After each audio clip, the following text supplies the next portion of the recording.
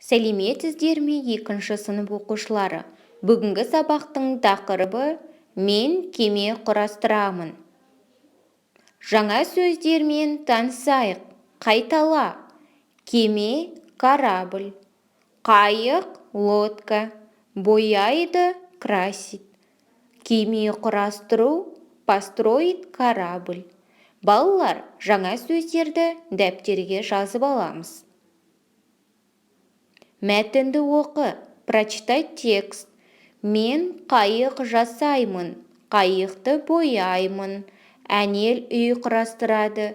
Әлібек пен Анна кеме құрастырады. Сұрақтарға назар аударамыз.